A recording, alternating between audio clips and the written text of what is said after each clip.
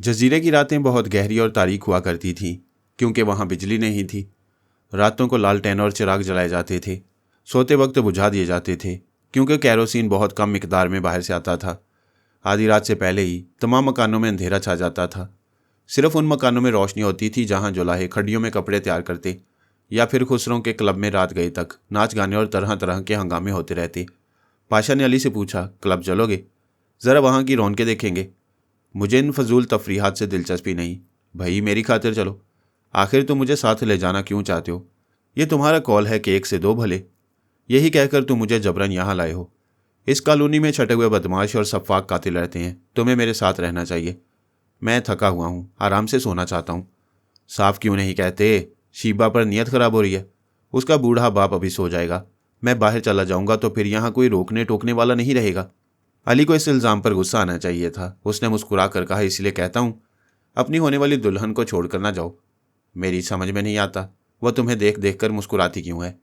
क्या माँ बहनें अपने बेटों और भाइयों को देख कर मुस्कुराती नहीं है? औरत की मुस्कुराहट को समझने के लिए नीयत की सफाई लाजमी है। बस रहने दो, पारसा ना बनो। मैं उसे तुम्हारे भरोसे पर छोड़कर नहीं जाऊंगा। मैंने कब कहा है मेरे भरोसे पर छोड़कर जाओ? तुम खुद ही रोते हो, खुद ही गाते हो। वो अपने बिस्तर पर आकर लेट गया। पाशा का बिस्तर भी उसी कमरे में था।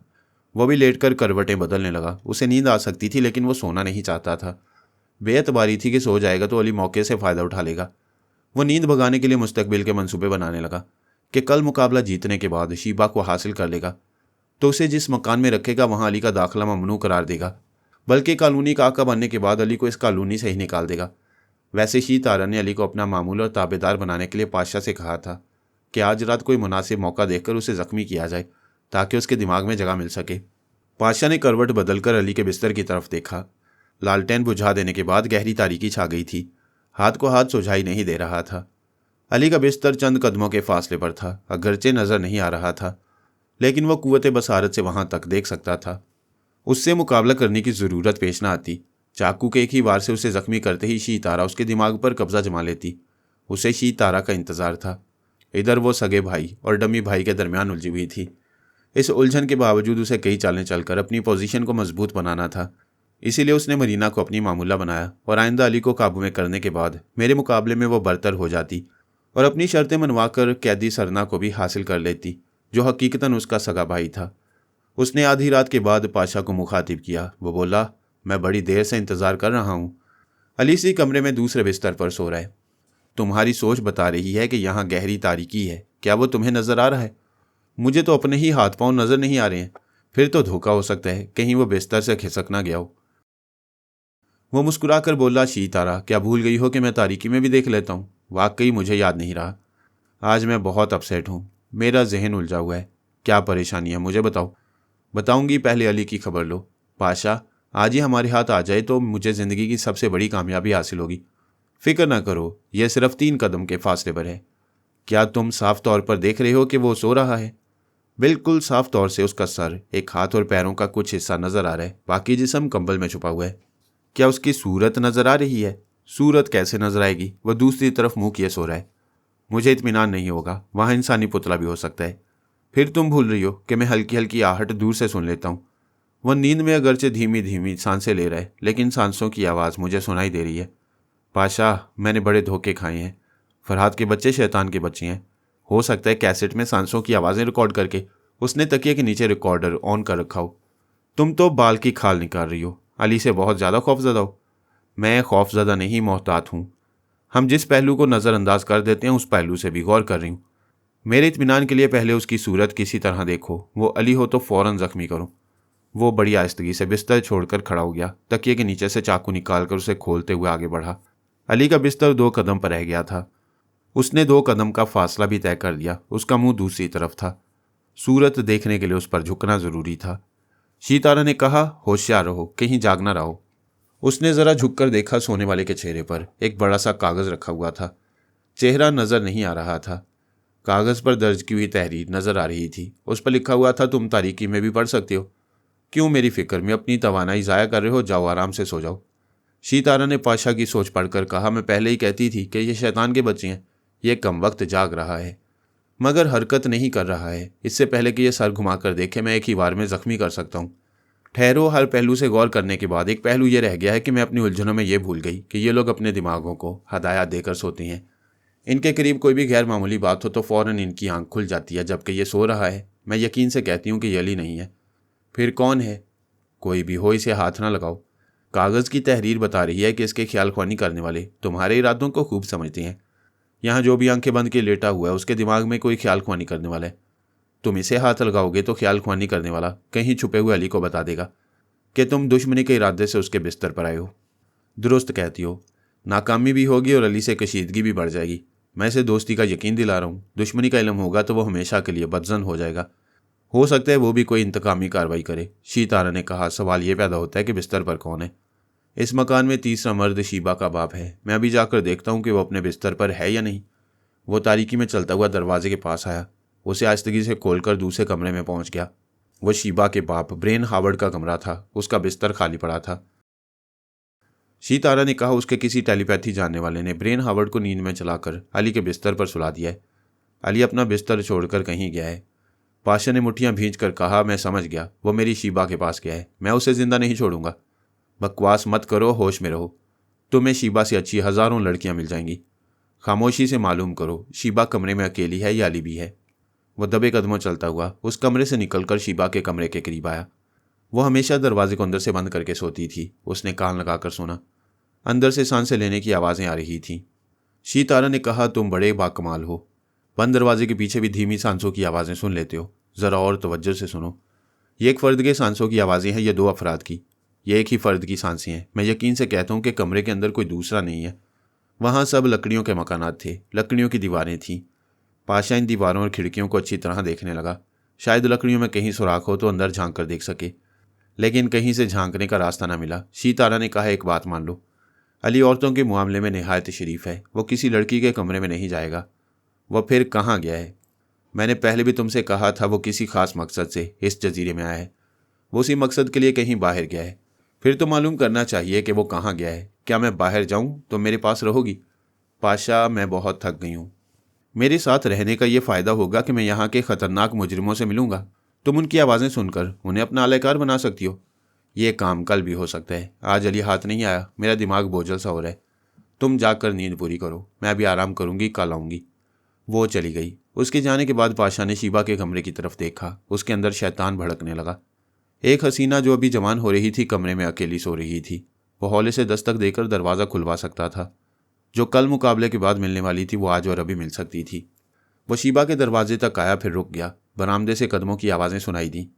वो पूछना चाहता था कि कौन है, फिर ख्याल आया और कौन होगा। अली बाहर गया, अब वापस आ रहा है। ये सोचने के दौरान ही दरवाज़ा खुल गया। वहाँ शीबा का बाप ब्रेन खड़ा हुआ था। शराब के नशे में झूम रहा था। उसके हाथ में एक नन्ही सी टॉर्च थी। इसकी रोशनी में उसने दरवाजे को अंदर से बंद किया, फिर अपने कमरे की तरफ जाते हुए बोला। कौन है? पाशा गुमसुम खड़ा सोच रहा था। ब्रेन यहाँ है तो अली के बिस्तर पर कौन सो रहा है? वो तेज़ी से चलता हुआ अपने कमरे के पास आया। फिर दरवाजे को खोलना चाहा तो वो अंदर से बंद था। अभी वो अली के बिस्तर पर किसी अजनबी को सोता छोड़कर कमरे से निकला था तो दरवाज़ा खोल कर आया था। अब वही दरवाज़ा अंदर से बंद था। उसने दरवाजे को झटके देते हुए पूछा। अंदर कौन है? ये किसने बंद किया है? जवाब नहीं मिला। उसने ज़ोर ज़ोर से दरवाजे पर हाथ मारते हुए गरज कर कहा। दरवाज़ा खोलो वरना तोड़ दूंगा। ब्रेन ने टॉर्च की रोशनी लहराते हुए कहा। कल से ये घर तुम्हारा हो जाएगा। अपने ही घर का दरवाज़ा क्यों तोड़ रहे हो? मिस्टर ब्रेन, इस कमरे में कोई अजनबी है। तुम्हारा दोस्त अली तैमूर होगा। बेचारे की नींद खराब ना करो। आओ मेरे बिस्तर पर सो जाओ। बंद कमरे में अली था। शाम को सानी ने उसे कहा था पाशा के साथ एक ही कमरे में ना सोना। वो दोस्त नुमा दुश्मन तुम्हें नुकसान पहुंचाएगा। अली ने पूछा। तुम क्या चाहती हो? मैं उसकी अय्यारी का भांडा फोड़ना चाहती हूँ।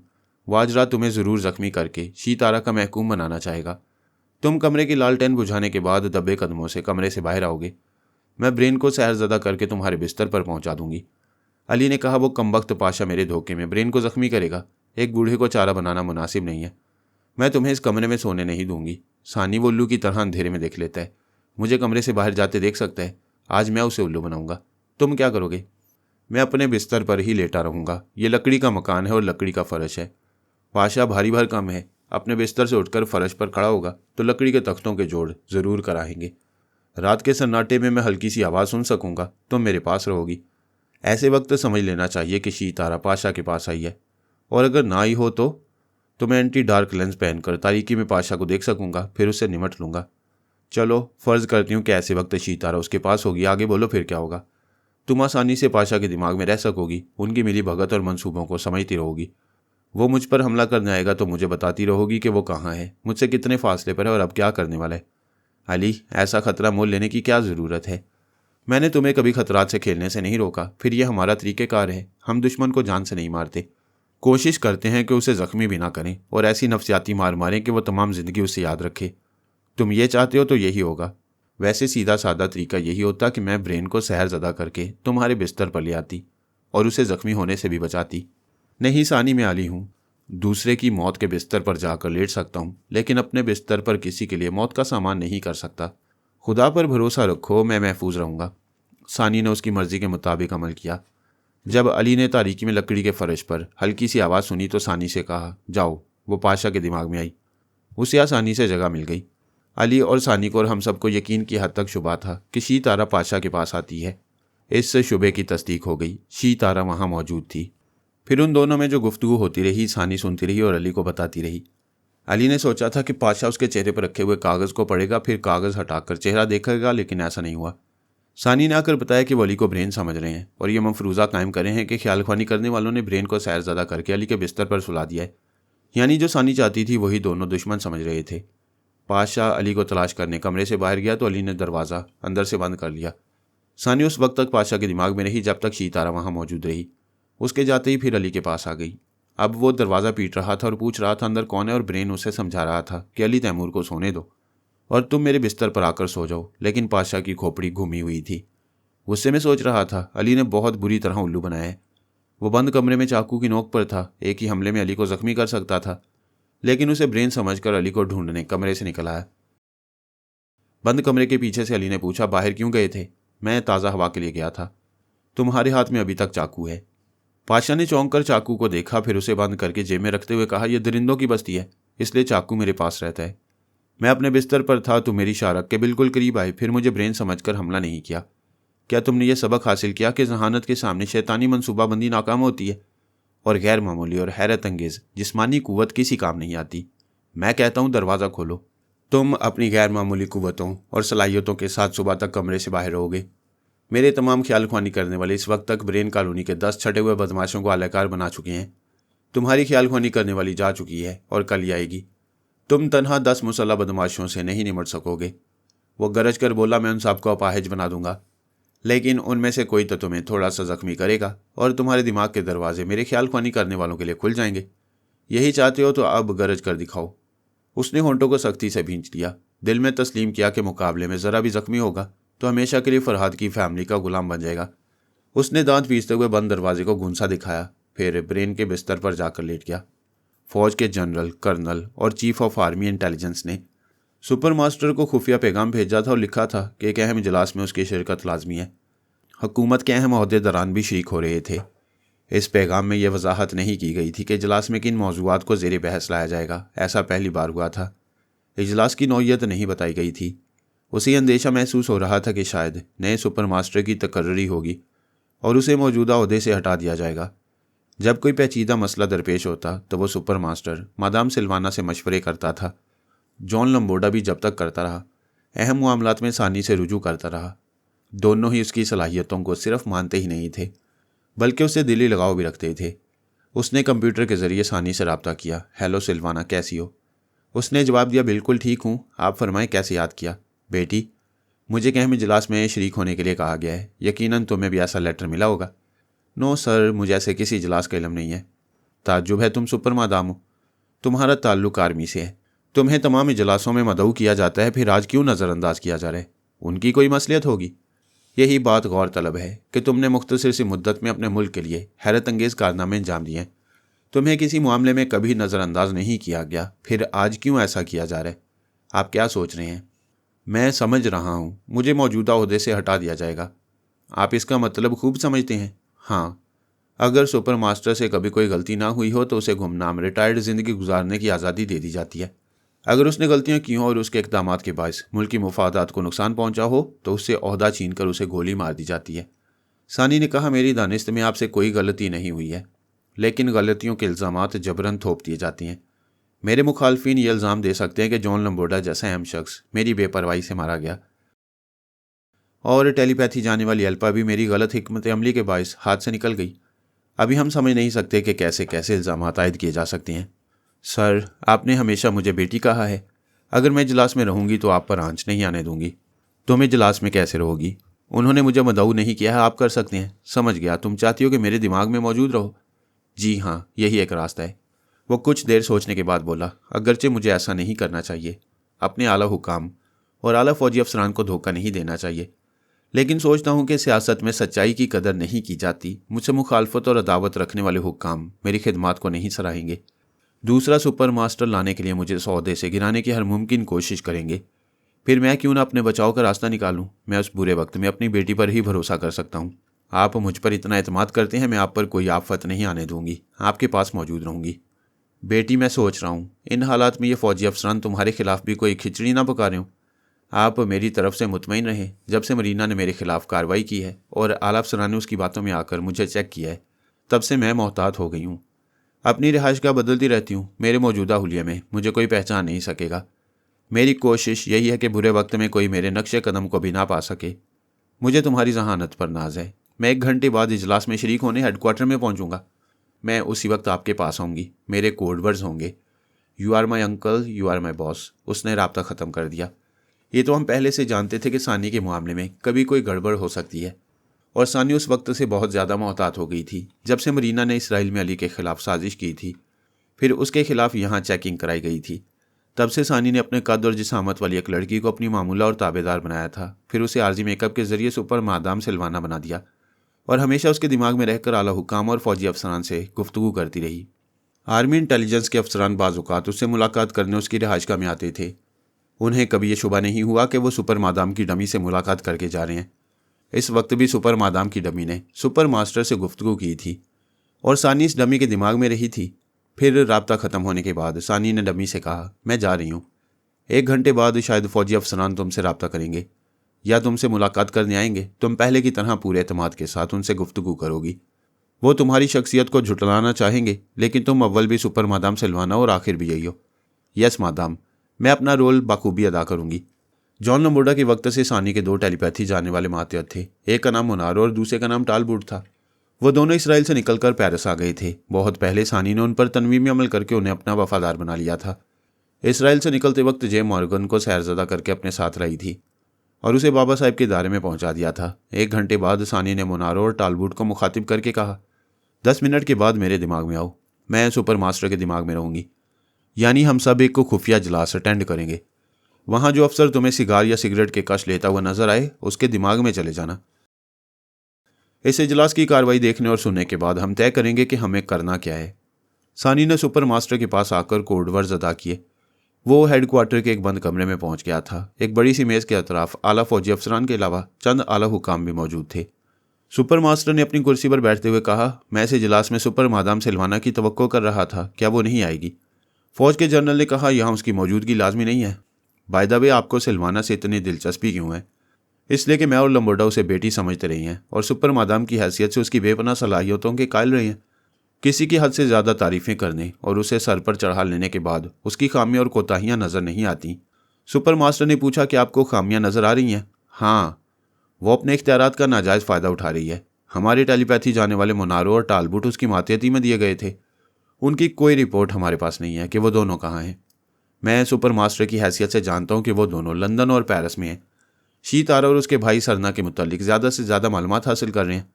हम कैसे यकीन करें? हमें रिपोर्ट मिली है कि सुपर मादाम उन दोनों को ज़ाती मकासद के लिए इस्तेमाल करती है। एक आला अफसर ने कहा, उसने इसराइल में रहने के दौरान यहूदी टेलीपैथी जाने वाले को ट्रैप किया और उसे कहीं छुपा दिया है।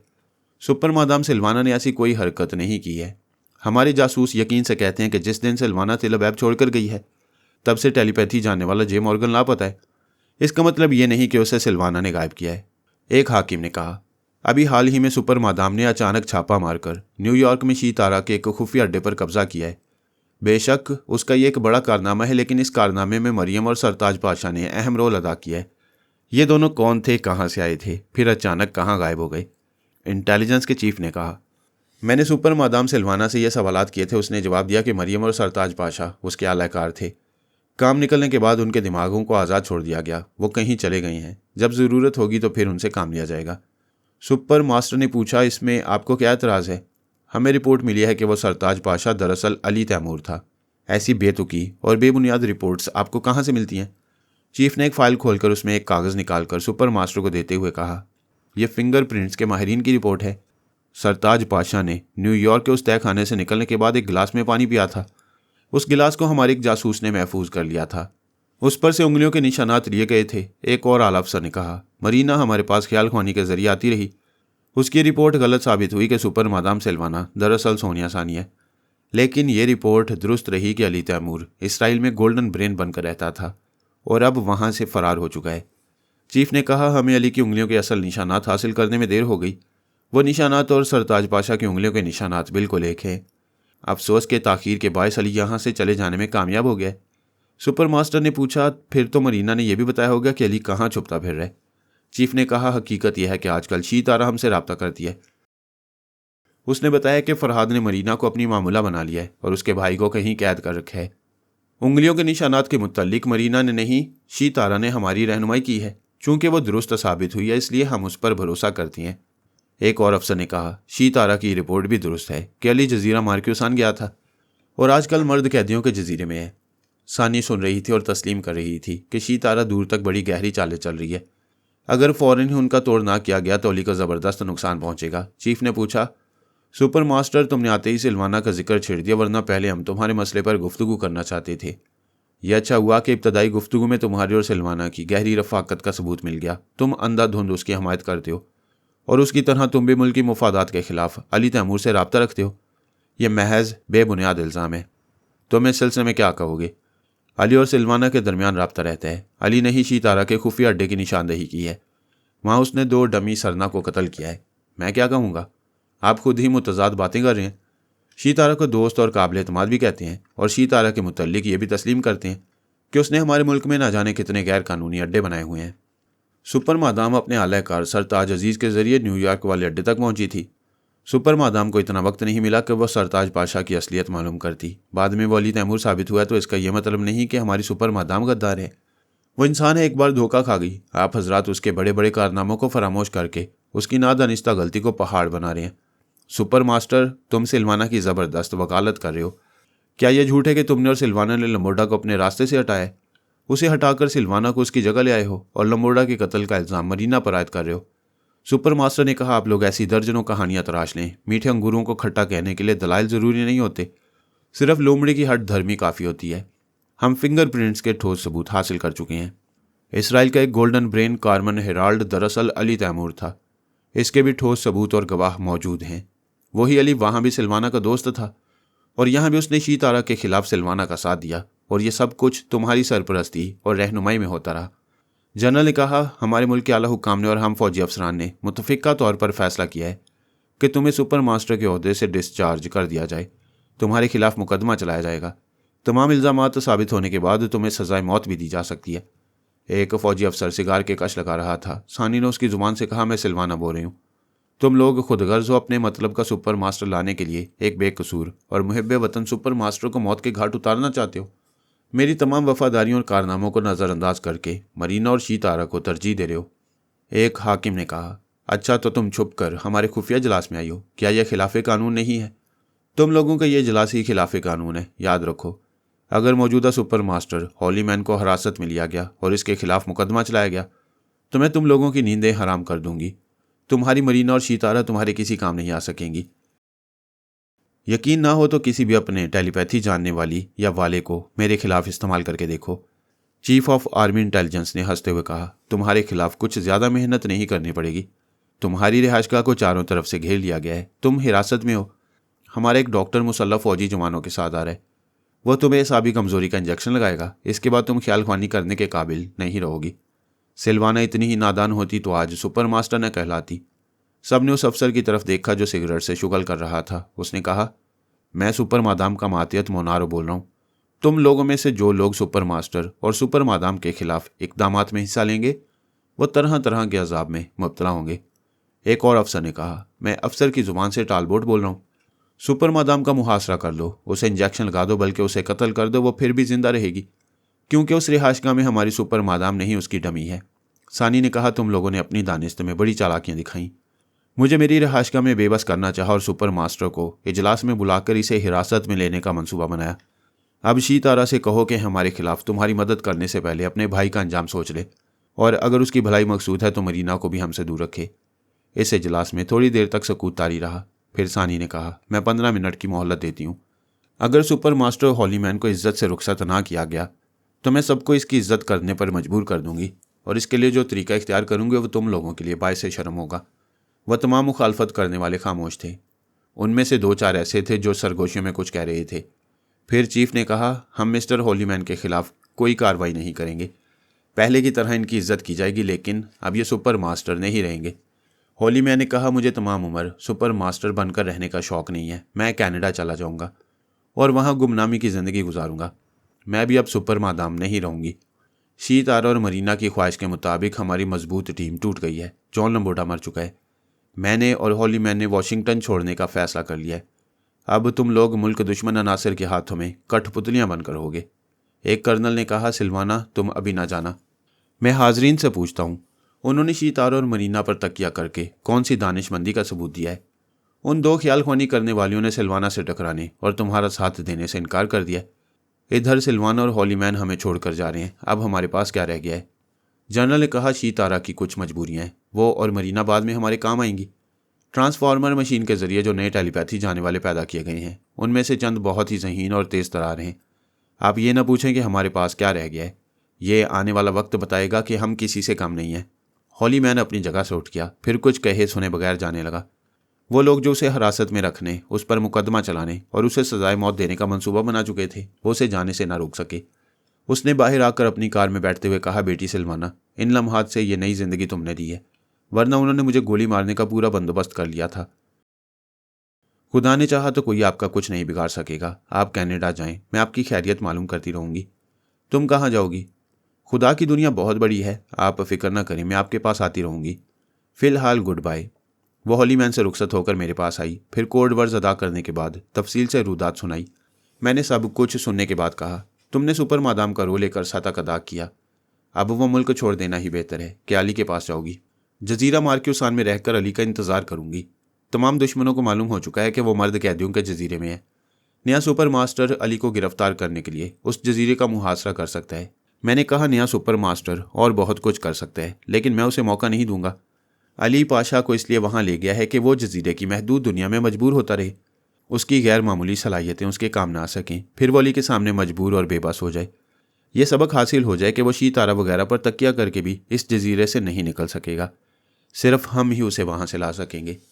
पापा, वहां की समाजी जिंदगी देखकर अली ने तय किया है कि हम मार्क्यूसान के हुक्काम को जजीरे में तब्दीलियां लाने पर मजबूर करेंगे। जिस मुआशरे में औरत ना हो वहां वहशत और दरिंदगी बढ़ती जाती है। मैंने तायद की, हाँ, इखलाकी और तहजीबी तकाज़ों के मुताबिक वहाँ के लोगों को इज़्दवाजी और घरेलू ज़िंदगी गुजारना चाहिए। हम वहाँ तब्दीलियाँ लाएंगे। तुम कुछ रोज़ वाशिंगटन में रहकर नए टेलीपैथी जाने वालों के मुतालिक मालूमात हासिल करो। ट्रांसफार्मर मशीन मेरी नज़रों में थी, अब उन्होंने उसे दूसरी जगह मुंतकिल कर दिया होगा। ये तो जानती हूँ कि किन फौजी अफसरान की निगरानी में वह मशीन रहती है। नए टेलीपैथी जाने वालों के ट्रेनिंग सेंटर और वहाँ के तमाम तरीक़ेकार के मुतालिक भी बहुत कुछ मालूम है। मैं इस सिलसिले में मोनारो और टालबूट से भी काम लेती रहूंगी। वह मुझसे रुखसत होकर अली के पास आई। जजीरे में अली और पाशा का दूसरा दिन था। उस रोज़ बोगार्ड विलेज और जॉनसन के लोग ब्रेन कॉलोनी में आ रहे थे। एक खुले मैदान में जमा हो रहे थे। शीबा 15 बरस की हो रही थी। उसे अपनी मलकियत बनाने के लिए तमाम शहज़ोरों के दरमियान मुकाबले होने वाले थे। गैर मामूली जिस्मानी कुव्वत रखने वाला पाशा वह मुकाबला जीत सकता था, लेकिन पिछली रात से अली उसे अंगारों के बिस्तर पर सुला रहा था। उसने उसे कमरे में और अपने बिस्तर पर आने नहीं दिया। वो ब्रेन के बिस्तर पर रात गुजारने पर मजबूर हो गया था और इसी बात का बेहद गुस्सा था कि वो अली का कुछ नहीं बिगाड़ सकता था। दूसरे दिन सुबह उसने नाश्ते की मेज़ पर अली से कहा, तुम ये ना समझना कि मैं मजबूर हूँ और तुमसे मुकाबला करने से कतरा रहा हूँ। मैं पहले मुकाबला जीतना और ब्रेन कॉलोनी का आका बनना चाहता हूँ। यहाँ का हाकिम बनने के बाद तुमसे निमट लूँगा। अली ने कहा, मुझसे निमटने की फिक्र न करो, जब ऐसा वक्त आएगा तो देखा जाएगा। फिलहाल यहाँ के शहज़ोरों से मुकाबला करने वाले हो और तुम्हारी शीतारा इस इंतज़ार में है कि मुकाबले के दौरान कोई तुम्हें ज़ख्मी करे और उसे तुम्हारे दिमाग में जगह मिले। वो मेरी दोस्त है, तुम्हारी तरह दुश्मन नहीं है। अगर तुम ये समझते हो कि तुम्हारे दिमाग में आने का और गैर मामूली कुव्वतों के फार्मूले पढ़ने का मौका मिलेगा और सितारा नहीं पड़ेगी तो ऐसा कोई नादान ही सोच सकता है। मैं तुम्हें नादान नहीं समझता। वो सोचने लगा, फिर बोला, गैर मामूली समात और बसारत और गैर मामूली जिस्मानी कुव्वतें हासिल करना कौन नहीं चाहता। तुम भी चाहते हो, सितारा भी चाहती है। सभी मेरे दिमाग में घुसकर उन फार्मूलों को पढ़ना और नोट करना चाहेंगे। बेशक दोस्त हो या दुश्मन, किसी पर भरोसा न करो। इसका मतलब है मैं किसी से मुकाबला न करूं? करूंगा तो ज़रूर जख्म लगेंगे। नहीं, फिलहाल तुम खुश नसीब हो। हम नहीं चाहते कि तुम्हें कोई जख्म आ जाए और सितारा फ़ायदा उठाए। हमारी टेलीपैथी जानने वाले मौजूद रहेंगे और तुमसे मुकाबला करने वालों को कारी ज़रब लगाने का मौका नहीं देंगे। वो मुस्कुराकर बोला, तुमने जी खुश कर दिया। अब मैं बेफिक्री और बेबाकी से मुकाबला करूंगा। आज से शीबा मेरी होगी और मैं इस इलाके का आका कहलाऊंगा। दिन के 10 बजे मैदान में ऐसी भीड़ थी जैसे मेला लगा हो। शीबा को दुल्हन बनाकर लाया गया था और एक ऊंची मसनद पर उसे बिठाया गया था ताकि तमाम मर्द उसे देखें और उसे हासिल करने के लिए जान की बाजियां लगाते रहें। इब्तदा में बहुत से लोग मैदान में आते रहे, एक दूसरे से लड़ते और शिकस्त खाकर मैदान छोड़ते रहे। फिर बड़े बड़े शाहजोरों की बारी आई। ब्रेन हावर्ड ने एक ऊंचे स्टेज पर आकर कहा, यहाँ के दस्तूर के मुताबिक जिस कॉलोनी की लड़की मतलूब होती है उस कॉलोनी का शाहजोर दूसरी कॉलोनियों के दलेरों को ललकारता है। बोगार्ड और जॉनसन ने अपनी अपनी कॉलोनी से एक शाहजोर का इंतखाब किया है। इन 2 कॉलोनियों के 2 शाहजोर बारी बारी मिस्टर यूसुफ पाशा से मुकाबला करेंगे। यूसुफ पाशा ने स्टेज पर आकर ललकारा। उसके मुकाबले पर जॉनसन टाउन का एक बॉडी बिल्डर आया। मैंने अली से कह दिया था कि ऐसे वक्त मैं मौजूद रहूंगा और पाशा को जख्मी नहीं होने दूंगा। इसलिए जो पहलवान निहत्था मुकाबला करने आया मैंने उसे आज़ादी से लड़ने का मौका दिया, क्योंकि ये यकीन होता था कि पाशा उस पर गालिब आएगा और उसके हाथों से जख्मी नहीं होगा। और जो हथियार लेकर आया मैंने उसके हाथों से हथियार गिराया। इन हालात में तमाम मुकाबले दिलचस्प हो गए थे और वहाँ के लोगों पर पाशा का रोब और दबदबा तारी हो रहा था। सानी अली के पास आकर उसे बता रही थी कि उसकी जजीरे में मौजूदगी का इल्म तमाम दुश्मनों को हो चुका है। अगले 24 घंटों में नया सुपर मास्टर अपना ओहदा संभालेगा तो वो जजीरे का मुहासरा कराना चाहेगा और हमारी कोशिश होगी कि ऐसी कोई कार्रवाई ना हो सके। अली ने कहा, पाशा के दिमाग पर इस वक्त कब्जा जमाना होगा जब सितारा मौजूद ना हो। पापा से कहो जब वो उसे भाई सरना के मामले में मसरूफ़ रखें तो मुझे आगाह करें और तुम्हें मेरे पास भेज दें, फिर हम पाशा को काबू में करेंगे। पाशा मर्दे मैदान बना हुआ था। मुकाबले पर आने वालों की हड्डियां तोड़ रहा था, उन्हें अपाहिज बना रहा था। जो अपाहिज नहीं बनना चाहते थे वो मुकाबले पर नहीं आए थे और अगर मुकाबला करते तो शिकस्त के आसार देखते ही अपनी टूट फूट से पहले भाग जाते। और अब आखिरी शहजोर उसके मुकाबले पर आया। पाशा की एक कमज़ोरी थी कि वो अनाड़ी फाइटर था। ना पुराने दाव पेच जानता था और ना ही फ्री स्टाइल की जदीद तकनीक से वाकिफ था। पहली बार अली से पंजा लड़ाकर फंस गया था। इस बार वो आखिरी शाहजोर भी उस पर भारी पड़ रहा था क्योंकि वो फ्री स्टाइल का तजुर्बाकार पहलवान था। पाशा ने एक बार ताकत के बल पर उसे उठाकर फेंका, दूसरी बार उसके दाव में फंस गया। मैंने थोड़ी देर तक देखा, जब मालूम हुआ कि वह दाव से निकल नहीं सकेगा तो मैंने दाव लगाने वाले पहलवान की गिरफ्त ढीली कर दी। ऐसा कई बार हुआ, जब भी वो फंसता मेरी मदद से निकल आता। उससे ये खुशफहमी हो रही थी कि वो अपनी जिस्मानी कुव्वतों से मुकाबले के दाव पेच को नाकाम बना रहा है। फिर वो आखिरी शहजोर भी मैदान छोड़कर चला गया। ब्रेन कॉलोनी के लोग तालियों की गूंज में उसे मुबारकबाद देने लगे। सितारा उसके पास आकर कह रही थी, तुम ब्रेन कॉलोनी के आका बन गए हो। अब अली को काबू में करना ज़रा आसान हो जाएगा। बेशुमार लोग तुम्हारे महकूम हो गए हैं। मेरा अंदाज़ा था कि ऐसे वक्त सितारा ज़रूर पाशा के पास होगी। मैंने पाशा के दिमाग में आकर आजमाया तो उसने मुझे महसूस नहीं किया। मुझे सितारा की आवाज़ सुनाई दे रही थी। मैंने कहा, सितारा, ठीक 15 सेकंड के बाद तुम कैदी सरना के दिमाग में पहुंचकर उससे बातें कर सकोगी। फिर मैंने कैदी सरना के पास आकर हुक्म दिया कि वो आइंदा 15 मिनट तक सितारा की सोच की लहरों को दिमाग में जगा देगा, सांस नहीं रोकेगा और अपनी बहन से बातें करेगा। फिर मैंने अली और सानी से कहा कि वो पाशा से निमट लें। मैं सितारा को घंटों उलझाए रखूंगा और उसे पाशा के पास आने नहीं दूंगा। उधर ब्रेन हावर्ड स्टेज पर आकर ऐलान कर रहा था और कह रहा था, आज के तमाम मुकाबले यूसुफ पाशा जीत चुका है। इससे पहले कि हम 3 कॉलोनियों के आका पाशा को फातेह करार दें और शीबा को उसके हवाले करें, आखिरी बार शहजोरों को मौका दे रहे हैं। कोई एक शहजोर आए और पाशा की जीत को हार में बदल दे। मैदान में चारों तरफ खामोशी रही। सब ने अच्छी तरह समझ लिया था कि पाशा बेपनाह कुव्वतों का मालिक है। जो मैदान नहीं छोड़ता उसे अपाहिज बना देता है। ऐसे वक्त अली ने अपनी जगह से उठकर कहा, मैं चैलेंज कबूल करता हूँ। पाशा ने चौंक कर देखा, फिर शीबा पर नज़र डाली। वह मुस्कुरा रही थी। वो गुस्से से भड़क कर बोला, मैं तेरा मुस्कुराने वाला मुंह तोड़ दूंगा। मैंने इतने मुकाबले जीते, तू एक बार भी नहीं मुस्कुराई। क्या ये अली तेरा भाई लगता है? अली ने चारों तरफ तमाशाइयों को देखते हुए कहा, बुजुर्गों और दोस्तों, मैं ऐलान करता हूँ कि शीबा मेरी बहन है। मैं किसी दरिंदे को इसके करीब नहीं जाने दूंगा। इसकी शादी इसी जजीरे के उस फर्द से होगी जिसे ये पसंद करेगी। पूरा मैदान तालियों से गूंजने लगा। वो बोला, औरत कोई ज़मीन जायदाद नहीं है कि जिसके पास ताकत हो वही जिम्मेदार बन जाए। औरत हमारी तरह इंसान होती है, इसके सीने में भी दिल धड़कता है। ये अपनी मर्जी से किसी जीवन साथी का इंतखाब करना चाहती है, और ये ज़रूरी नहीं है कि वो जीवन साथी कोई पहलवान हो।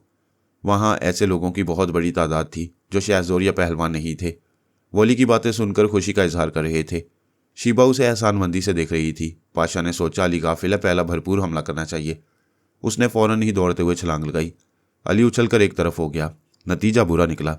गिरने के बायस वॉली की खाली कुर्सी से टकराया और लुढ़कता हुआ स्टेज के नीचे ज़मीन पर चला गया। हर तरफ तालियां बजने लगीं। अली की बातें सुनने के बाद वहां क्याम अफराद भी शीबा की मोहब्बत को अपने दिल में बसा रहे थे और अली की हमायत में नारे लगा रहे थे। पाशा ज़मीन से उठकर स्टेज पर आया। फिर अली को दबोच लेने की कोशिश की और नाकाम रहा। वो हाथ नहीं आया। उसने फिजा में उछलकर फ्लाइंग किक मारी। पाशा फिर तवाज़न कायम नहीं रख सका। दोबारा स्टेज के बाहर ज़मीन पर गिर पड़ा। इस बार उसने झुंझुलाकर एक शख्स से कुल्हाड़ी छीन ली। अली यही चाहता था कि वो फौरन जख्मी हो जाए, जबकि वो लात घूंट से खाकर जख्मी नहीं हो सकता था। अली ने भी एक कुल्हाड़ी ले ली। पाशा ने कभी खंजर, तलवार या कुल्हाड़ी चलाने की तरबियत हासिल नहीं की थी, इसलिए पहले ही हमले में उसके हाथों से कुल्हाड़ी निकलकर दूर चली गई। अली ने उसके बाजू पर एक हल्की सी ज़रब लगाई। एकदम से खून उबल पड़ा। सानी ने उसके दिमाग में पहुंचकर कहा, है लो पाशा, मेरे मामूल और ताबेदार बन जाओ। हरगिज़ नहीं, उसने चीख कर कहा, फिर सांस रोक ली। हालांकि ऐसे वक्त शहज़ोर योगा के माहिर भी सांस रोकने के काबिल नहीं रहते। बेशक वो गैर मामूली जिस्मानी और दिमागी कुव्वतों का मालिक था। सानी ने दोबारा उसके अंदर आकर जलजला पैदा करना चाहा। उसके दिमाग को हल्की सी तकलीफ पहुंची। फिर वह संभल कर बोला, निकल जाओ, मेरे दिमाग से चली जाओ। उसने फिर सांस रोक ली। सानी ने अली के पास आकर कहा, शैतानी कुव्वतों का हामिल है, टेलीपैथी का पैदा करदा जलजला बर्दाश्त कर लेता है, इसके दिमाग को कमज़ोर करो। अली ने कुल्हाड़ी के पिछले लोहे से उसके सर पर ज़रब लगाई। वो चकरा कर गिर पड़ा। सानी ने अंदर पहुंचकर देखा, उसका दिमाग किसी हद तक कमज़ोर सा लग रहा था। इस बार वो टेलीपैथी के जलजले को बर्दाश्त ना कर सका। स्टेज पर माहिए बेआब की तरह तड़पने लगा। अली ने कहा, मिस्टर ब्रेन, अपने आदमियों से कह दें कि इसे उठाकर तुम्हारे मकान पर छोड़ आएं और कोई इसे नुकसान पहुंचाने की हमाकत ना करे। ब्रेन के हुक्म से कुछ लोग पाशा को स्ट्रेचर पर डालकर ले गए। सानी उसके दिमाग में मौजूद थी। उससे कह रही थी, पाशा, तुम्हारी भलाई इसी में है कि राजी खुशी मेरे मामूल बन जाओ, वरना तुम्हारा दिमाग फोड़ा बन जाएगा। उधर अली ने जजीरे के लोगों को मुखातिब करते हुए कहा, मैंने किसी औरत के लालच में या कॉलोनी में इक़्तिदार हासिल करने की नीयत से यह बाजी नहीं जीती है। हम सबको बुजुर्गों का एहतराम करना चाहिए। मिस्टर ब्रेन हावर्ड बूढ़े हो चुके हैं, लेकिन अभी उनमें आका बनकर रहने की सलाहियतें हैं, इसलिए ब्रेन कॉलोनी के यही आका रहेंगे। एक बॉडी बिल्डर ने कहा, मिस्टर अली, तुम यहाँ के तमाम शहज़ोरों की इंसल्ट कर रहे हो। ये कहते हो कि यहाँ की लड़कियाँ ताकतवरों को छोड़कर बुज़दिलों को पसंद करें और बूढ़े कमज़ोर लोग यहाँ के आका बनकर रहें और हमें कभी यहाँ हुकूमत करने का मौका न मिले।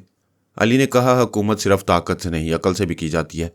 जिस माशरे में ज़हीन अफराद को खातिर ख्वाह मौक़े ना दिए जाएं, वहाँ सिर्फ ताकत और दरिंदगी रह जाती है, और इज़्दिवाजी ज़िंदगी गुजारने के लिए मर्द ही की नहीं, औरत की पसंद को भी अहमियत दी जाती है।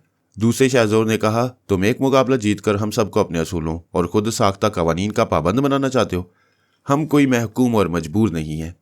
अली ने कहा, मैं मोहब्बत की ज़ुबान से अच्छी बातें समझा रहा हूँ। अगर तुम लोग ताकत की ज़ुबान से समझना चाहोगे तो फिर इसी तरह मुकाबले हुआ करेंगे। नतीजा यही होगा जो आज तुम्हारे सामने है। तुम्हारे दरमियान जो बड़े बड़े सूरमा थे वो अपाहिज हो गए या मैदान छोड़ गए।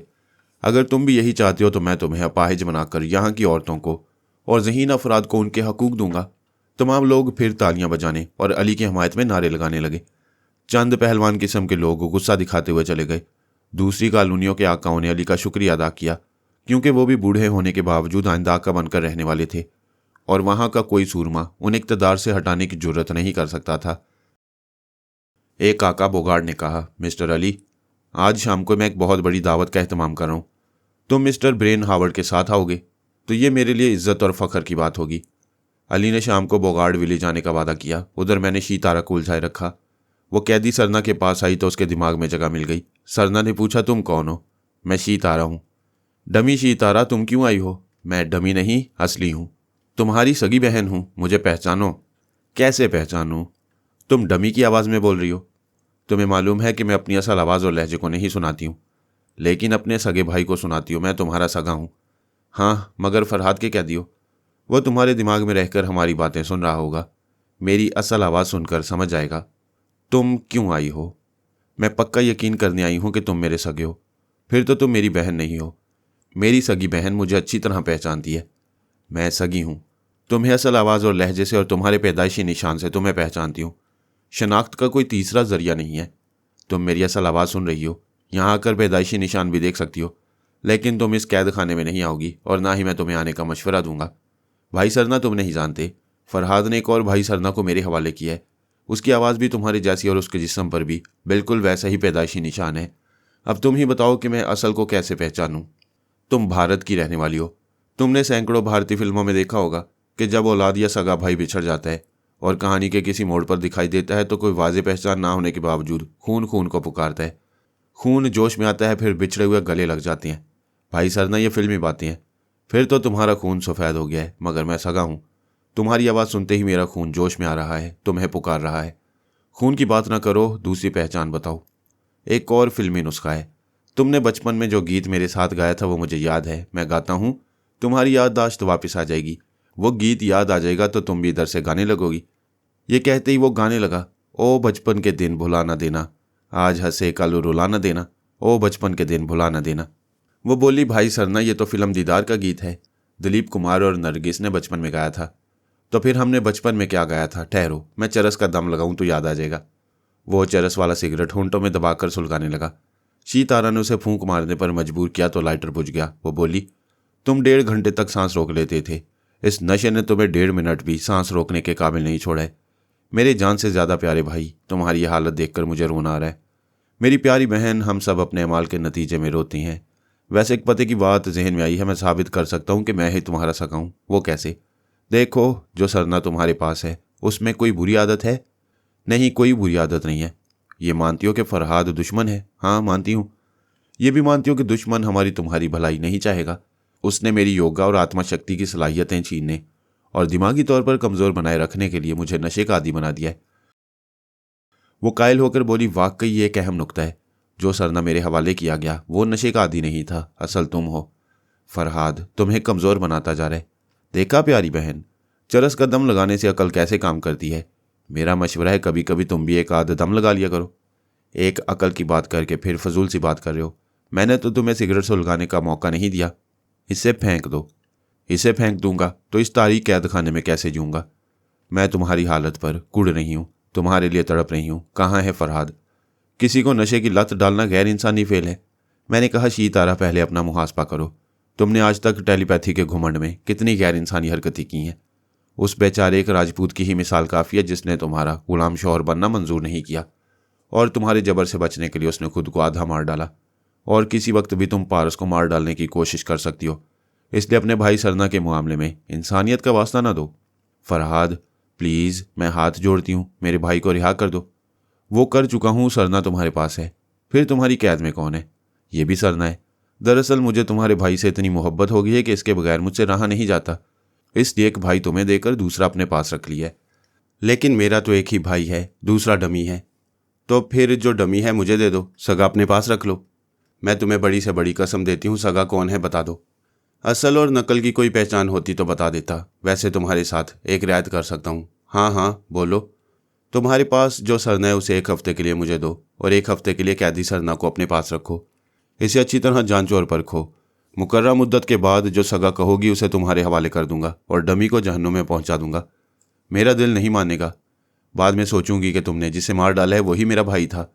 चलो, एक और रियायत करता हूँ। मैं डमी को हलाक नहीं करूँगा, उसे ताहयात कैदी बनाकर रखूँगा। वो कुछ ना बोली, सोचती रही। मैंने पूछा, क्या भाई के दिमाग से चली गई हो? नहीं, तुमने बड़ी पेचीदगी पैदा कर दी है। मैंने सरना का ब्रेन वॉश किया है, उसका लहजा बदल दिया है ताकि तुम उसके अंदर ना आ सको। अब मैं उसे तुम्हारे पास भेजूंगी तो तुम दोबारा उस पर तनवीमी अमल करोगे, मेरी तमाम मेहनत पर पानी फेर दोगे। तुम चाहती हो चित भी तुम्हारी और पट भी तुम्हारी हो। अकल से काम लो। कुछ पाने के लिए कुछ खोना पड़ता है। मुझे कुछ सोचने समझने का मौका दो। सोचते सोचते ज़िंदगी तमाम हो जाएगी, फिर भी समझ ना पाओगी। मैं तुम्हें बार बार कैदी सरना के दिमाग में आने नहीं दूंगा, इससे बेहतर मौका नहीं मिलेगा। एक भाई के दिमाग में हो और दूसरा भाई तुम्हारे पास है। अभी नहीं पहचानोगी तो फिर कभी नहीं पहचानोगी। मेरा सर चकरा रहा है। फॉर गॉड सेक, मुझे थोड़ी मोहलत दो। अपनी बात मनवाने के लिए दूसरे की भी बात मानो। अगर मुझे अपने दिमाग में आने दोगी तो मैं अभी कैदी सरना को तुम्हारे हवाले कर दूंगा। नहीं, मैं भाई के लिए अपनी जान दे सकती हूँ, लेकिन दिमाग हवाले करके जिंदगी भर की असीरी कबूल नहीं करूंगी। जान की कुर्बानी बहुत आसान होती है। जान दी और हमेशा के लिए मुसाइब से निजात हासिल हो गई, लेकिन जिंदा रहकर भाई की खातिर पल पल दुख उठाना ही असल कुर्बानी है। मैं इतनी बड़ी कुर्बानी नहीं दूंगी। मुझसे कोई दूसरी शर्त मनवाकर भाई मुझे दे दो।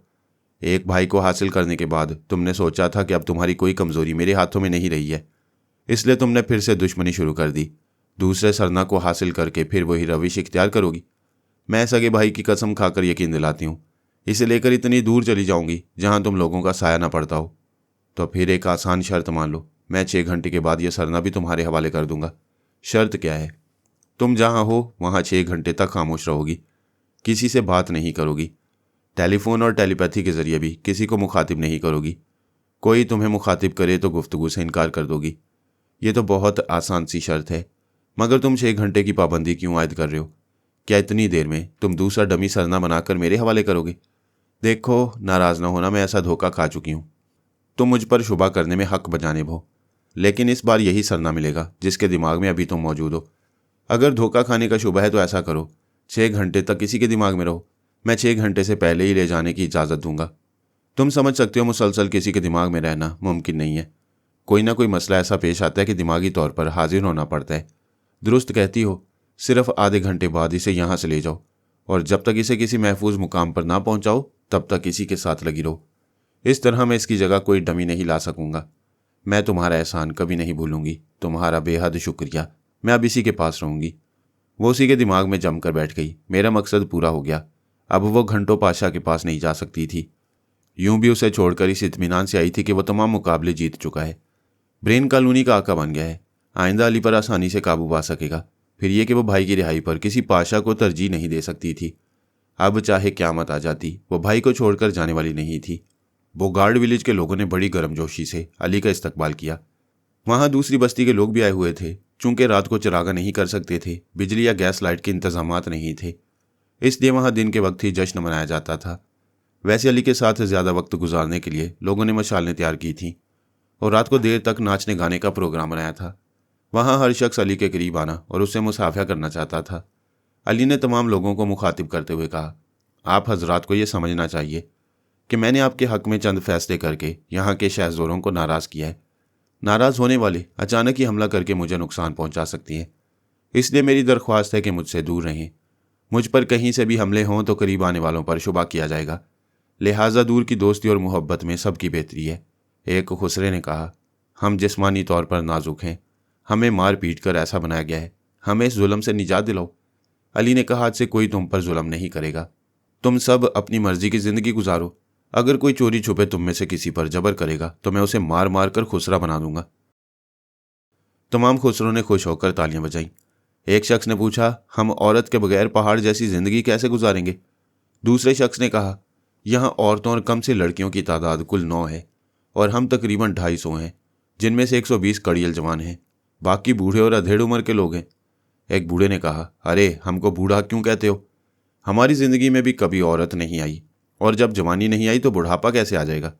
सब लोग हंसने लगे। अली ने कहा, मेरे चंद बुजुर्ग हैं जो मार्क्यूसान के हुक्काम से तुम्हारी समाजी और मुआशरती ज़िंदगी के मुतल्लिक मुज़ाकरात शुरू कर रही हैं। इन मुज़ाकरात के नतीजे में जल्द ही यहाँ हर किस्म की औरतें आएंगी और तुम्हारी शादियाँ की जाएंगी। तुम में से कोई इंसानी हकूक़ से महरूम नहीं रहेगा। लोग खुशी से नाचने लगे। बड़ी देर तक बेढंगे साज़ों की आवाज़ें गूंजती रहीं। कुछ लोगों ने इन्हें बड़ी मुश्किल से खामोश कराया। फिर पूछा, इस दवाजी ज़िंदगी गुजारने के ये ख्वाब कब पूरे होंगे? अली ने कहा, मैं कल बता सकूंगा। अगर इस सिलसिले में कोई बड़ी रुकावट पेश ना आई तो 2-4 दिनों में तुम सबकी मुरादें पूरी हो जाएंगी। ये उन सब के लिए ज़िंदगी की सबसे बड़ी खुशखबरी थी। उनके दिल तेज़ी से धड़कने लगे। उनकी निगाहों के सामने हसीन और जवान औरतें मुस्कुरा रही थीं। वो अपनी कुर्बत से जादू जगा रही थीं और वो उनके नाज उठा रहे थे। उनकी दुनिया दूर तक रोशन और रंगीन होती जा रही थी। एक गोशे में चंद शहज़ोर खड़े हुए थे। एक कह रहा था, यह शख्स जजीरे वालों को जज्बाती सपने दिखा रहे। ये बेवकूफ़ लोग इतना भी नहीं सोचते कि कैदियों के जज्बात कुचल दिए जाते हैं। कैद करने का मकसद यही होता है कि इन्हें औरत से, दौलत से और त्यौहारों की खुशियों से महरूम कर दिया जाए। ये जिसका नाम अली है, क्या यह अनहोनी को होनी बना सकता है? क्या ये कैदियों को ऐसी मुराद दिला सकता है जो कैदियों के लिए ममनू होती हैं? दूसरे शहज़ोर ने कहा, हरगिज़ नहीं, यह महज इनके जज्बात से खेल रहा है। इसका बाप भी इस जजीरे में औरतों को नहीं ला सकेगा। वो अपनी दानिस्त में दुरुस्त कह रहे थे। किसी मुल्क या जजीरे के कवानीन को बदलना आसान नहीं होता, लेकिन टेलीपैथी की कुव्वत के सामने बड़ी बड़ी ताकतें घुटने टेक देती हैं। मैंने मार्क्यूसान के हुक्मरान से कहा, मैं फरहाद अली तैमूर हूँ, क्या मुझे जानते और पहचानते हो? एक हाकिम ने कहा, मैंने बहुत सुना है, आज अपने दिमाग में तुम्हें सुन भी रहा हूँ। पहले ये किस्से कहानियों की बातें लगती थीं, लेकिन अब अपने अंदर तुम्हें महसूस करके तुम्हारे वजूद का यकीन कर रहा हूँ। मैंने कहा, तो फिर मेरी जायज़ हदायत पर अमल करो। फरहाद साहब, आप जानते हैं कि हम अमरीका के जुनूब मगरबी जजीरे हैं। हम पर अमरीकी हुक्काम मुसल्लत हैं। ये जैसे अहकामात सादिर करते हैं हम उस पर अमल करते हैं। अगर आप उनसे कोई राब्ता करके हमसे हदायत पर अमल कराएं तो मेहरबानी होगी। मैंने कहा, जब वो जजीरे की तरफ पेशकदमी करेंगे तो मैं उनसे निमट लूँगा। फिलहाल तुमसे कहता हूँ कि अमरीकी हुक्काम ने हॉलीमैन को सुपर मास्टर के ओहदे से हटाकर मिस्टर एंटोनी पाउलिया को सुपर मास्टर बनाया है। जब वो जजीरे के मामलात में मुदाखलत करेगा तो मैं उससे निमट लूँगा। अभी तुम्हारे लिए वार्निंग है कि मेरी हदायत पर अमल नहीं करोगे तो मैं तुम सबको दिमागी मरीज बना दूंगा। जनाब, आप हमें थोड़ी मोहलत दें। यानी तुम लोग अमरीकी हुक्काम को मेरी वार्निंग से आगाह करना चाहते हो? इसके लिए सिर्फ आधे घंटे की मोहलत दूंगा। उन्होंने टेलीफोन पर हॉटलाइन के जरिए रब्ता किया, फिर कहा, मिस्टर फरहाद अली तैमूर हमें वार्निंग दे रहे हैं कि अगर हमने उनकी हदायत पर अमल ना किया तो वो हम सबको दिमागी मरीज बना देंगे। वहाँ से कहा गया, आप नए सुपर मास्टर एंटोनी पाउलिया से बजरिया मुआविन सुपर मास्टर से रब्ता करें। उन्होंने सुपर मास्टर के मुआविन से रब्ता करने के बाद मेरी वार्निंग सुनाई। मुआविन के जरिए सुपर मास्टर ने पूछा, फरहाद अपनी किन हदायत पर अमल कराना चाहता है? मार्क्यूसान के हाकिम ने कहा, हम नहीं जानते। हमें डर है कि हम हदायत पूछेंगे तो फिर हमें उन पर अमल भी करना पड़ेगा, वरना वो हमें नाकाबिले बर्दाश्त सजा देगा। फरहाद से कहो मुझसे बात करे। मैंने मुआविन के जरिए कहा, मैं फरहाद अली तैमूर बोल रहा हूँ। तुम्हें सुपर मास्टर बनने की खुशी में आइंदा पेश आने वाले मसाइल और मुसाइब की मुबारकबाद देता हूँ। फरहाद साहब, आप ये क्या फरमा रहे हैं? मैं तो आपका दोस्त बनना चाहता हूँ। तो फिर दोस्ती का सबूत दो, आप हुक्म करें। दोस्ती में हुक्म नहीं दिया जाता, मशवरा दिया जाता है। मेरा मशवरा है कि अपनी फ़ौज की किसी दस्ते को मार्क्यूसान के मर्द कैदियों वाले जजीरे की तरफ ना भेजना। मिस्टर फरहाद, मार्क्यूसान और उसके अतराफ़ के जजीरे हमारे हैं, ये हमारा मुल्की मामला है, आप क्यों मुदाखलत कर रहे हैं? मैंने कहा, मैं आर्जी तौर पर जहाँ चाहता हूँ अपनी ममलिकत कायम कर लेता हूँ। वह मर्द कैदियों का जजीरा फ़िलहाल मेरी ममलिकत है। जब तक वहाँ मेरा बेटा अली है, वहाँ का हर मामला मेरा है। तुम अपने मुल्क और अपने ओहदे की सलामती चाहते हो तो इधर का रुख ना करो और मार्क्यूसान के हुक्काम से कह दो कि मेरी हदायत पर अमल करते रहें, वरना मार्क्यूसान के 10 जजीरे दुनिया के नक्शे से नाबूद हो जाएंगे। ऐसी तबाहकुन बातें ना करो। मुझे आला हुक्काम से मशवरा करने का मौका दो। मैंने मार्क्यूसान के हुक्काम को आधे घंटे की मोहलत दी है, जिसमें से 15 मिनट गुजर चुके हैं। मैं मजीद आधे घंटे की मोहलत देता हूँ। मुझे सिर्फ इतना बता दो कि अमरीकी हुक्काम इस मामले से दूर रहेंगे या नहीं। नया सुपर मास्टर एंटोनी पाउलिया। नया सुपर मास्टर आला हुक्काम और फ़ौज के आला अफसरान को मेरा चैलेंज सुनाने लगा। सबकी अकल में ये बात है कि मेरे ख्याल ख्वानी करने वाले ज़्यादा हैं। उनमें से इल्वाना, मोनारो और टालबोट का इजाफा हो चुका है। मजीद ये कि बारबरा भी शामिल हो गई है। इस हिसाब से मेरी टेलीपैथी की फ़ौज ऐसी यलगार करेगी कि सचमुच वो 10 जजीरे समुंदर में गर्क हो जाएंगे। उन्होंने सुपर मास्टर को मशवरा दिया, फ़िलहाल पीछे हट जाओ, फरहाद को मनमानी करने दो। वो बोला, मैंने अभी ये ओहदा संभाला है, एक सुपर मास्टर की हैसियत से मैदान छोड़ दूंगा तो मेरे सर्विस रिकॉर्ड पर धब्बा लग जाएगा। प्लीज़ किसी तरह शीतारा या मरीना को बुलाएं, मैं कोई खातिर ख्वाह जवाबी कार्रवाई करूंगा। फ़ौज के आला अफसर ने कहा, शीतारा और मरीना का पता नहीं, वो दोनों हमसे रब्ता नहीं कर रही हैं। यकीनन फरहाद ने उन्हें बेदस्तोपा बना दिया है। बेदस्तोपा उसे कहते हैं जो हाथों से और पैरों से काम ना ले सकें, लेकिन वो दोनों औरतें ख्याल ख्वानी के जरिए छुप कर रब्ता कर सकती हैं। क्या तुम समझते हो कि ख्याल ख्वानी करने वालों से छुपना आसान है? क्या तुम समझते हो इस वक्त फरहाद हमारी बातें नहीं सुन रहा होगा? सुपर मास्टर ने शिकस्त खुर्दा लहजे में कहा, हाँ, वो कुछ भी कर सकता है, कुछ भी सुन सकता है और कहीं भी पहुंच सकता है। हम इसीलिए कहते हैं मार्क्यूसान के हुक्काम और फरहाद को उनके हाल पर छोड़ दो, बाद में देखा जाएगा।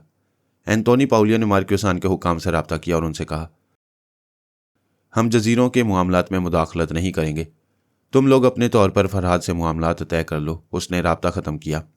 मैंने मार्क्यूसान के हाकिम से कहा, दुनिया की सबसे बड़ी सुपर पावर कहलाने वाली हुकूमत ने मेरे मुकाबले में आने से इनकार कर दिया, इससे तुमने क्या सबक हासिल किया? हाकिम ने कहा, यही कि तुम उस सुपर पावर से ज़्यादा पावर रखते हो। नहीं, मैं भी एक दिन मर जाऊंगा और मौत से पहले कमज़ोर हो जाऊंगा।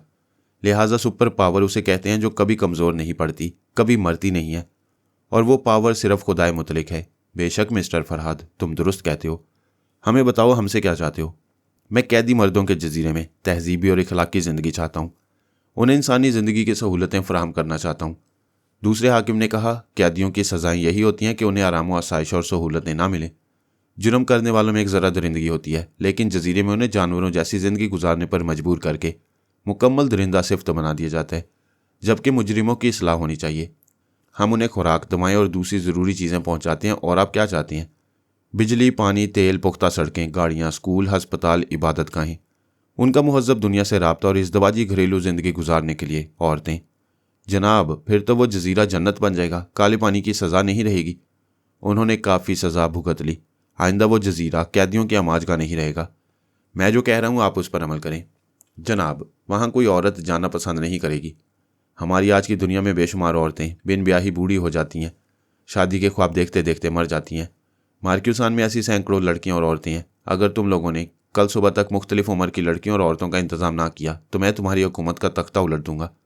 तुम्हारी जगह मेरे हुक्मरान आएंगे और मेरी हदायत पर अमल करेंगे। आप नाराज़ ना हो, हम आपकी हदायत पर अमल करेंगे। अगर हमारे जजीरे से लड़कियों की मतलूबा तादाद पूरी नहीं होगी तो हम जनूबी अमरीका से जाकर लड़कियां ले आएंगे। सुबह तक जनरेटर भेज दें ताकि कल से उन्हें बिजली की रोशनी मिले। अभी हेलीकॉप्टर्स के जरिए मुसल्लह सिपाहियों और अफसरों को रवाना करें। वह जजीरे के लोगों को आज़ादी की खुशखबरी सुनाएंगे और उन्हें हदायत देंगे कि कल शाम से पहले साफ सुथरे होकर अच्छे लिबास पहनकर शुमाली साहिल पर एक कितार में खड़े हो जाएं।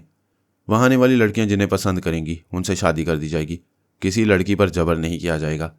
वहाँ जाने वाले सिपाही उन आज़ाद होने वाले कैदियों को कानून और शराफत की हदूद में रखेंगे। वो मेरी तमाम हदायत नोट कर रहे थे और उसी वक्त अपने मातियतों को अहकामात दे रहे थे। मैंने उन्हें बताया कि किसी तरह एक 12 बरस की लड़की बहुत अरसा पहले जजीरे में पहुंच गई थी। अब उनसे जो औलादें हुई हैं उनमें 9 अदद लड़कियां और पुख्ता उम्र की औरतें हैं। सिपाहियों को ताकीद की जाए कि उन्हें परेशान न करें, वो वहाँ अपनी पसंद की ज़िंदगी गुजारेंगी। वो वहाँ के हुकाम के साथ तमाम इंतजामात के सिलसिले में मसरूफ़ हो गया।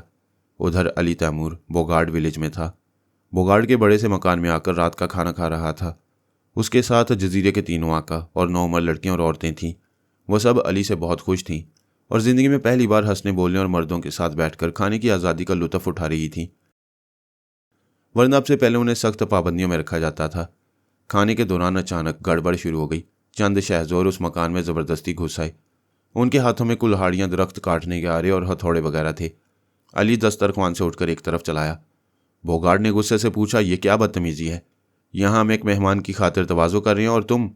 एक बॉडी बिल्डर ने कहा, हम तुम्हारे मेहमान की ऐसी तवाज़ो करेंगे कि फिर कभी ये जजीरे का रुख नहीं करेगा। एक और पहलवान नुमा शख्स ने कहा, ताकत से इमाम पर हुकूमत की जाती है और औरत उसकी होती है जो छीन लेना जानता है। लेकिन ये तुम्हारा मेहमान हमसे कमतर लोगों को औरत का हकदार बनाना चाहता है और कहता है कि ये बूढ़े ताहियात यहाँ क्या करेंगे, ये हमें मंजूर नहीं। अली ने कहा, औरत छीन लेने के लिए नहीं, मोहब्बत करने के लिए होती है। लेकिन तुम लोग मोहब्बत करना नहीं जानते। तुम्हारी ये बात दुरुस्त है कि हुकूमत ताकत से की जाती है। मैंने अपनी ताकत मनवा ली। तुम्हें समझाता हूँ कि बाहर चले जाओ, वरना यहाँ आपस में ही लड़ मरोगे। वह फिजा में हथौड़े वाला हाथ उठाकर अली पर हमला करना चाहता था। सानी ने उसे पलटा दिया। उसने अपने ही साथी के सर पर ज़रब लगाई। वह हथौड़े की मार थी, सर फट गया। वो फर्श पर गिरकर तड़पने लगा। दूसरे शहज़ोर ने गरज कर पूछा, पागल के बच्चे, तूने अपने ही साथी को मारा है? दूसरे के पीछे खड़े हुए तीसरे बॉडी बिल्डर ने कहा, पागल का बच्चा तू है, तू यहाँ मरने के लिए आया है। ये कहते उसने कुल्हाड़ी से हमला किया। दूसरा बुखला गया। संभलने से पहले ही कुल्हाड़ी का फल छाने की हड्डी तोड़ता हुआ जिस्म में उतर गया। सानी तनहा नहीं थी, लैला और सलमान भी आ गए थे। उनमें से 3 पहलवानों को आलाकार बना लिया था। वो तीनों अपने ही साथियों से लड़ते हुए बाहर चले गए थे। बोगार्ड ने हैरानी से कहा, ताज्जुब है, ये मिस्टर अली से दुश्मनी करने आए थे और आपस में ही लड़ते हुए बाहर चले गए। दूसरी बार कानूनी के आका जॉनसन ने कहा, जो लोग दिलों में नेक जज्बे रखते हैं उनकी मदद फरिश्ते करते हैं। मिस्टर अली पर खुदा की रहमत है। अली ने मुस्कुरा कर कहा, मिस्टर बोगार्ड ने बहुत ही लजीज खाने पकवाए हैं। आए, हम खाना तो पेट भर कर खा लें। वो सब दोबारा दस्तरख्वान के अतराफ बैठ गए। एक लड़की ने खाने के दौरान पूछा, अली अंकल, क्या आपको मदद करने वाले फरिश्ते नजर आते हैं? हाँ बेटे, कभी कभी नजर आती हैं। मैं भी देखना चाहती हूँ कि फरिश्ते कैसे होती हैं। उसी वक्त एक पहलवान खुले हुए दरवाजे से अंदर आकर गिरा, फिर तड़प तड़प कर ठंडा हो गया। उस दरवाजे पर पाशा ने आकर अपने दोनों हाथ सीने पर बांधे, फिर सर झुकाकर बोला, आकाई तैमूर, आपका गुलाम हाजिर है। इस बदबख्त ने आपकी शान में गुस्ताखी की थी, इसलिए मैंने इसे जहन्नुम में पहुंचा दिया है। अली ने उस लड़की से कहा, देख लो बेटी, यही वो फरिश्ता है जो इनकसार से खुद को गुलाम कहता है। लड़की खुश होकर उसे देखने लगी। अली ने कहा, पाशा आओ और हमारे साथ खाने में शरीक हो जाओ। वो बोला, मैं खाकसार हूँ, आपके साथ कैसे बैठ सकता हूँ? बंदे को गुलाम ही रहने दे। अली ने कहा, नेमत खुदाबंदी के सामने ना कोई बंदा रहता है ना कोई बंदा नवाज, चलो आ जाओ। वो आकर अदब से बैठ गया। सानी ने अली के पास आकर पूछा, ये गुलाम पसंद आया? तुमने इसे क्या बना दिया है? मैंने तनवीमी अमल के दौरान कहा था कि शैतान और हैवान ना बनो, बंदे बनो। ये बंदा बेदाम बन गया। जब शी तारा इसके दिमाग में आएगी तब भी इसके चोर ख्यालात से गैर मामूली समाअत व बसारत और जिस्मानी और दिमागी तवानाई के फार्मूले दरियाफ्त नहीं कर सकेगी। मैंने वो तमाम फार्मूले नोट करके इसके दिमाग से मिटा दिए। वो नोट्स कहाँ हैं? मेरे पास हैं। मैं पापा को नोट करा दूंगी, लेकिन एक कबाहत है। फार्मूलों में बहुत सी बातें और अल्फाज समझ में नहीं आए। पाशा ने अपने हाथों से जो फार्मूले लिखे हैं उन्हें एक सेफ में छुपा कर रखा है। वो फार्मूले पूरी तशरीह के साथ वाज़ेह हैं। वो सेफ कहाँ है? सोमालिया के एक छोटे से शहर बैज़ाबा में है, यानी अफ्रीका में है। ये कमबख्त फार्मूलों को महफूज रखने के लिए इतनी दूर गया था। हाँ, इसने सोचा था कि यह तुर्की का रहने वाला है, यूरोप और अमेरिका की सैर करता रहता है। दुश्मनों का ताल्लुक भी इन्हीं मुल्कों से है। कोई अफ्रीका की तरफ ध्यान नहीं देगा कि ये वहाँ ले जाकर फार्मूले छुपाएगा। क्या बैज़ाबा पहुँचने के बाद वो फार्मूले आसानी से हासिल किए जा सकती हैं? नहीं। बैज़ाबा से 25 मील दूर घने जंगल में एक वैशी कबीला रहता है। उस कबीले के सरदार ने इसे बहुत बड़े बुत के अंदर छुपाया है। उस बुत की ऊंचाई 20 फुट है। एक छोटी सी पहाड़ी को तराश कर वो बुत बनाया गया है। क्या वैशी कबीले के लोगों ने पाशा को नुकसान नहीं पहुंचाया? इसने वहां जाने से पहले उनकी जुबान सीख ली थी, फिर अपनी गैर मामूली जिस्मानी कुव्वत और समात व बसारत के जरिए उनकी नज़रों में देवता बन गया। सानी, उन असल फार्मूलों को हासिल करके बाबा साहब के दायरे में पहुंचाना होगा। तुम अभी पापा से रब्ता करो और उन्हें फार्मूलों के मुतालिक तफसील से बताओ। वो इस सिलसिले में प्लानिंग करेंगे। वो मेरे पास आ गई। ये फार्मूलों का राज सिर्फ हमें मालूम था। कोई दुश्मन ये राज नहीं जानता था कि वो कहाँ छुपाई गई हैं। फिर यह कि अब कोई काबिल जिक्र दुश्मन नहीं रहा था। सुपर मास्टर को आर्जी तौर पर ठंडा कर दिया गया था और शी तारा भाई सरना के मामले में मसरूफ़ हो गई थी। यहूदियों के पास एक काबिल जिक्र एल्पा रह गई थी, जिसकी कारकर्दगी को उन्होंने बहुत महदूद कर रखा था। उसे मैदान अमल में आने नहीं दिया जा रहा था। यही हाल टेलीपैथी जानने वाले इवान रास्का का था। मास्क मैन उसे हमसे टकराने की इजाज़त नहीं देता था। मुख्तसर ये कि हम मुतमईन थे। फ़िलहाल हमारे मामलात में मुदाखलत करने या किसी परेशानी का सबब बनने वाला कोई नहीं था। लेकिन कभी कभी हालात को समझने और दोस्ती दुश्मनी का हिसाब करने में गलती हो जाती है। मुझसे भी गलती हो गई।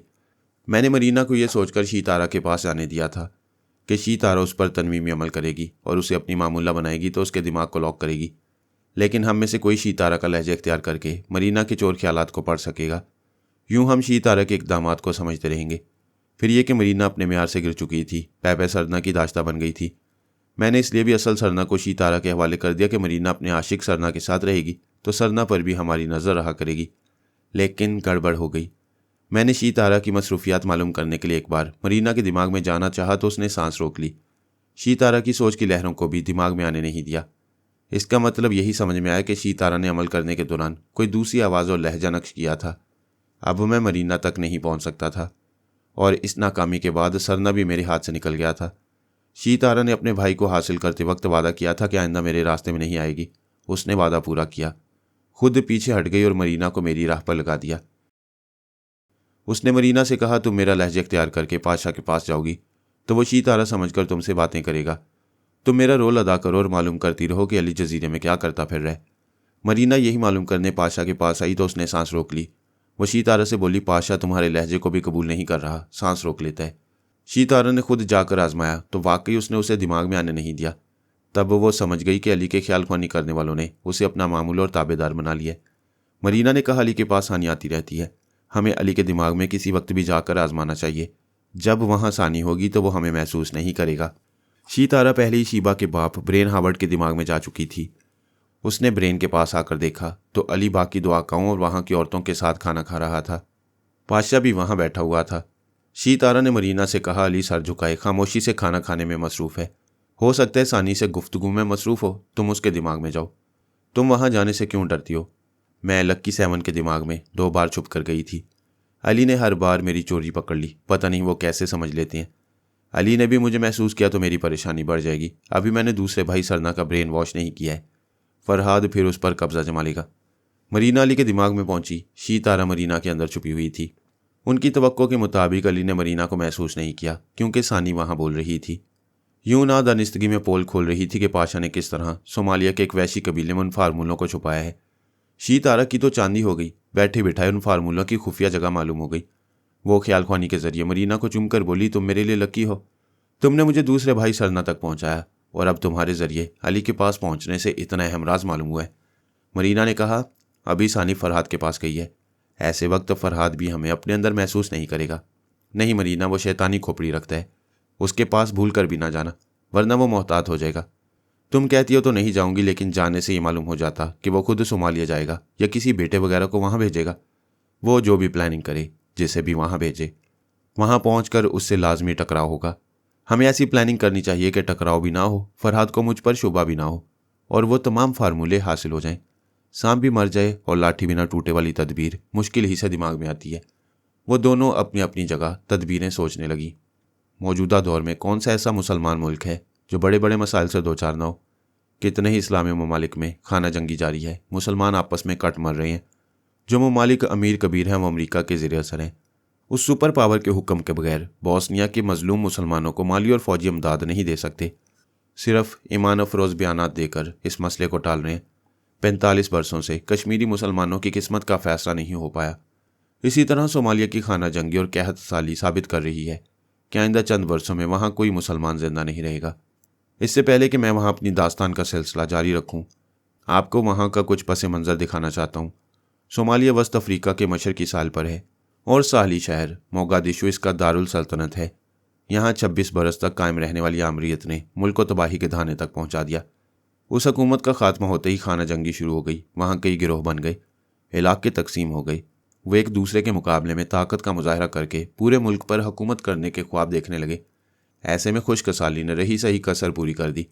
वहाँ ऐसा कहत पड़ा कि गरीब अवाम एक एक दाने को तरस गए। मगरबी खबर रसाएं एजेंसियों के सर्वे के मुताबिक वहाँ भूख और बीमारियों से रोज़ाना 2000 अफराद मर जाते हैं। मरने वालों की यह तादाद देखकर इंसानियत को शर्म आनी चाहिए। अब थोड़ी थोड़ी शर्म आ रही है। अमेरिका और दूसरे बड़े ममालिक थोड़ी थोड़ी इमदाद भेज रहे हैं। सऊदी अरब ने $10 मिलियन का सामान मुतासरीन के लिए भेजा है। खाना जंगी के बाद ये इमदाद भी पूरी तरह नहीं पहुँचती है, रास्ते में लूट ली जाती है। अब सोचा जा रहा है कि मुख्तलिफ ममालिक से मुख्तसर सी फ़ौज वहाँ भेजी जाए ताकि डाकुओं और शरपसंदों को गिरफ्तार किया जा सके और वहाँ कानून की अमलदारी मुमकिन बनाई जा सके। अभी सिर्फ सोचा जा रहा है, आपस में मशवरे हो रहे हैं। उधर खाक हो जाएंगे वो जुल्फ के सर होने तक